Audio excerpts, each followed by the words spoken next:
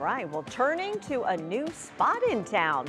Cleveland's first ever self-pour wine tasting room officially opened this fall in Gordan Square. And it features a retail space, 32 varieties to sample, and a lounge. Jason got the chance to check it out himself. Jason. I have to say, Jimmy and Lena, this has been by far one of my favorite new in towns here in Northeast Ohio, and I visited Wyne Tasting Bar to get a front row seat myself on what exactly makes this wine tasting bar so special.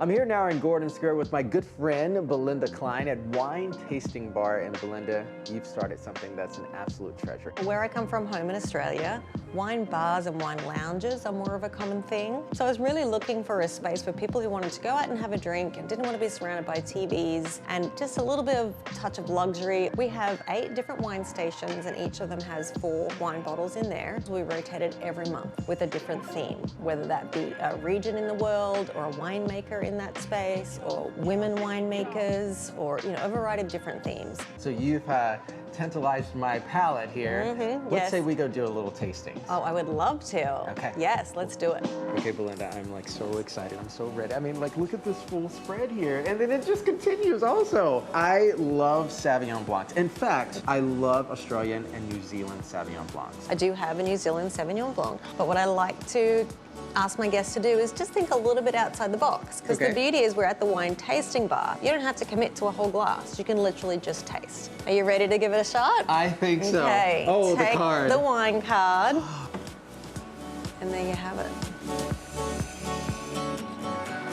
It's so good. It's crisp. It's bold. I was proud of you. You went and tried the French Sauvignon Blanc today. Above each wine, there's a little information plaque which tells you where it's from, what wine grape it is, and also helps you understand what it might look like or smell like. So we're going to move now on to a little ode to local Ohio. We've got an Ohio Gewürztraminer. So this one is on the sweeter palate than what you tried previously, but it's a nice progression from the Sauvignon Blanc.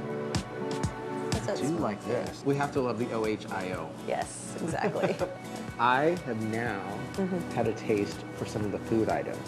Yes. Let's say we do Fantastic. that too. Yeah, let's have a nibble. All right, let's go. Wonderful. Now we've transitioned a little bit over to some of the sweet and savory items here. Yes. What do we have here, Belinda? We do have a light food menu here at Wyne Tasting Bar. These are just some of the items that we have. At the front we have a lovely charcuterie board. Then we have a vegetarian mezz platter for those that are not eating meat at the moment. Simple olive and cracker platter. And then we also have some delicious chocolate truffles. So we're gonna do a little toast with some sparkling wine. So it's only appropriate that you have a champagne truffle.